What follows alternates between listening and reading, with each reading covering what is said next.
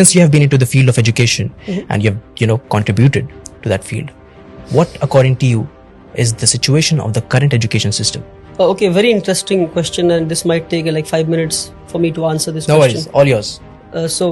I think let me divide this into 4 to 5 points. I think पहला तो ये कि जो हमारे पास आज एजुकेशन सिस्टम हमारे इंडिया में है, क्या ये हमारा अपना एजुकेशन सिस्टम है? Sadly no.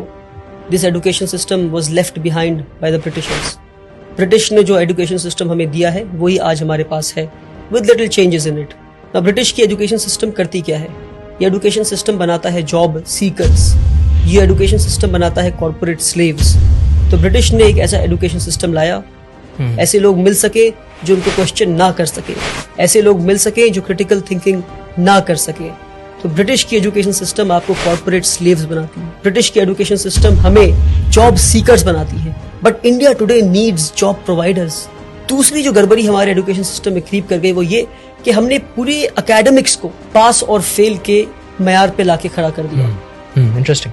कि आप पढ़ाई करते हैं सीखने के लिए नहीं, आप पढ़ाई करते हैं पास या फेल होने के लिए. तो उससे होता क्या है? मेरे जैसा एक कमजोर बच्चा क्लास 1 में मैथ्स में 40 लाता है तो मुझसे कहा जाता है कि आप मैथ्स में पास हो गए. फिर मैं क्लास 2 में जाता हूँ, फिर मैं 40 लाता हूँ तो कहा जाता है कि आप मैथ्स में फिर से पास हो गए. तो यानी मैं 60 नंबर जो नहीं ला पाया तो 60% में नहीं सीख पाया. ये 60% बिना सीखे मैं क्लास 2 में गया, फिर 60% बिना सीखे मैं क्लास 3 में गया, फिर 60% बिना सीखे मैं क्लास 4 में गया. इसी तरह मैं क्लास 10 पहुंच जाता हूँ और 600% मेरे एजुकेशन में लूप रह गए, मेरे एजुकेशन में कमी रह गई. क्योंकि मुझे ये बताया गया कि पढ़ते सीखने के लिए नहीं है. मेरे एकेडमिक्स को लर्निंग परसेंटेज पे नहीं लाया गया, मेरे पढ़ने को पास या फेल पर लाकर मुझे 0 बना दिया गया. क्योंकि मैं पास होकर डिग्री तो ले लूंगा और मुझे जॉब भी मिल जाएगी और फिर किसी कॉर्पोरेट वर्ल्ड में मैं गुलामी के लिए पहुंच जाऊंगा. तो एकेडमिक्स को पास और फेल से निकालना होगा बाहर हमें और लर्निंग परसेंटेज पे लाना होगा. किसी ने 40 लाया तो 40% सीखा आपने, 60% नहीं सीखा आपने. सीखे फिर आगे बढ़े, जितना सीख सकते हैं सीखे अपने कैलिबर के हिसाब से, फिर आगे बढ़े. अगर आप 99 लाते हैं तो 99% सीखा आपने, आप टॉप नहीं कर गए. 99% सीखा आपने, 1% अभी भी नहीं सीखा आपने. अगर आप 100 में 100 लाते हैं तो पास हुए आप. ये दूसरी बात. तीसरी बात कि हमारा जो एजुकेशन सिस्टम है आज का वो आपको रोट लर्निंग पे फोकस करता है.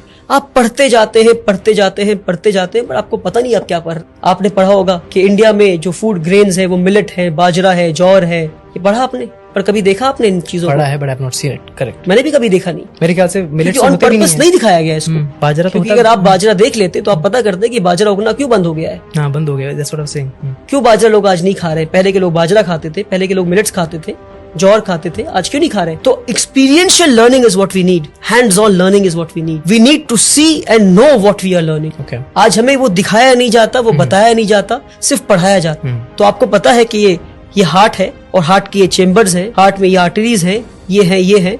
मगर आपको कभी इंसान का दिल दिखाया जाए तो आप बोलेंगे भैया ये क्या है? प्रैक्टिकलिटी. ये practical learning is what we need आज के दिन पे. Hands on experiential learning. तीसरी चीज. जो चौथी चीज है वो ये कि हमारे एजुकेशन को हमने समझा कि एकेडमिक्स ही एजुकेशन है. क्या?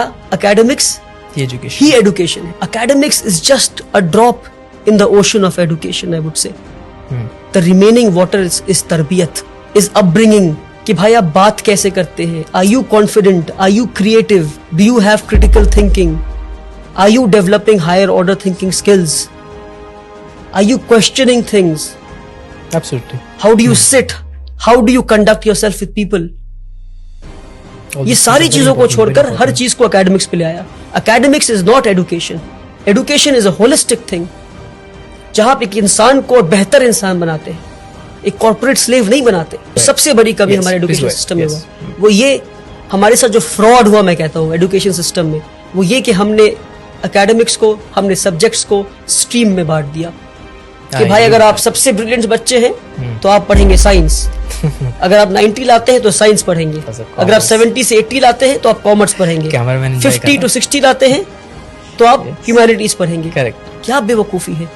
यानी कि जो इंसान साइंस पढ़ के एटम बॉम्ब बनाना सीख रहा है उसके पास कोई हक नहीं कि वो साइकोलॉजी और सोशियोलॉजी पढ़ के ये समझे कि एटम बॉम्ब को इस्तेमाल नहीं करना था. तो अगर एटम बॉम्ब बनाने वाले ने सोशियोलॉजी और साइकोलॉजी पढ़ा होता और एटम बॉम्ब जिसके हाथ में पहुंचा, अगर उसने साइकोलॉजी और सोशियोलॉजी पढ़ा होता तो उसे पता होता कि बॉम्ब फोड़ना नहीं था.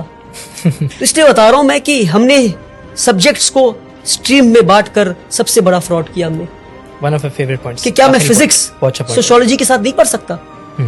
क्या मैं केमिस्ट्री हिस्ट्री के साथ नहीं पढ़ सकता? क्यों नहीं पढ़ सकता? अच्छा, कि अगर मैं आखिरी बात, अगर हाँ, मैं please. साइंस पढ़ रहा हूं मैं, तो क्या मेरे पास हक नहीं कि मैं अकाउंट्स भी पढ़ूं मैं? तो आज जरूरी But you're है an expert multi of one thing. Disciplinary learning का।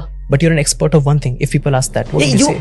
You can have majors and minors. Yes, that's the answer. You need to have the hang of almost all the subjects. Makes sense. You need to learn accountancy. You need to know economics. You need to know history. You need to know sociology. You need to know psychology. You can be an expert of history, but you need to know the basics of physics. पर हमारे साथ ये fraud किया गया। आप physics पढ़ेंगे पर आप हिस्ट्री नहीं पढ़ सकते, आप सोशियोलॉजी पढ़ेंगे पर आप केमिस्ट्री नहीं पढ़ सकते। Okay. क्यों किया हमारे साथ ये फ्रॉड आपने? क्यों? क्योंकि आपको कॉर्पोरेट स्लेव्स चाहिए थे। आपको इजी वे बच्चों को देना था कि भाई ये पढ़ो, नंबर लाओ, पास हो, टॉपर बनो, आके हमें सर्व करो। सैडली